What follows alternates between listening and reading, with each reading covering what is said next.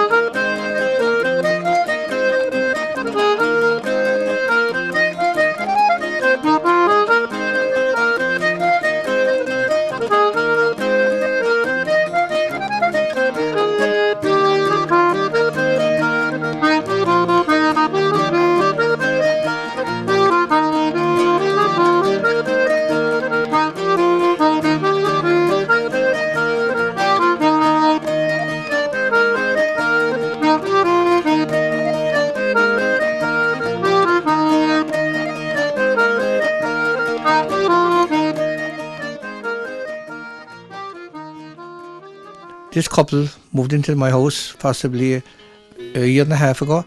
The rent was paid for the first few months, and the problems really began when the rent started to fall into arrears.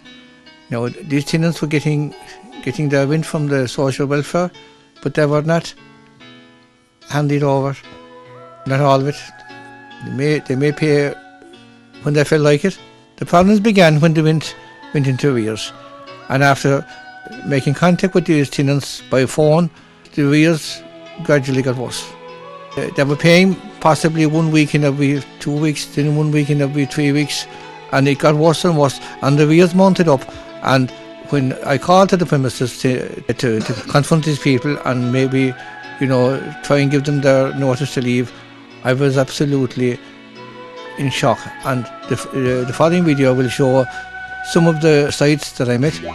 The yard, the outhouses, they were in terrible condition. There was weeds, cans, bottles and scrap collected and thrown everywhere. There was no less than up to 20 cats that I could see roaming around the property, in and out of the house. Anyways, I was told that I could not get into the house and that I had to leave, and asked the people, I served notice and asked them to leave their property. On return visits, I was told that they found it difficult to get another property. I could imagine why. Eventually, when the property was vacated, we were left with the following amount of rubbish. There was 4 truckloads of rubbish had to be manually handled, taken to the skip.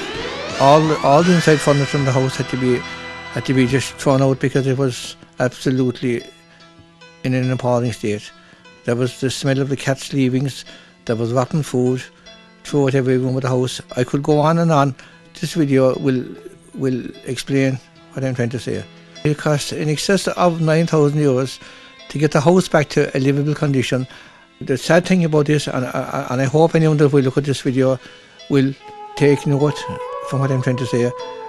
These people have obviously moved on to another unfortunate landlord, and I presume the social welfare, as before, are continuing to pay. And I suppose some other landlord is going to end up with the same mess that I have, and I'm sure these people will not change. They don't want to change. They have no respect for landlords. They have no respect for property. They have no respect for their own health even. I think it is essential that landlords should be able to obtain information on tenants before they enter into lease agreements. I think there should be a website where this information on bad tenants or tenants from hell or anyone else that has bad experiences or good experiences as well, I think all that information should be available to the landlords. I think in this day and age, if the social welfare are paying out money to these people who are supposed to hand it over to the landlords, most of them do it, but tenants that don't want to do it, I do think that the social welfare people should have somebody call on these properties and do spot checks. I think there are lots of people, lots of landlords like me that have had bad experiences. Some would probably prefer to have their house locked up. They can't turn anywhere for help when this type of thing happens.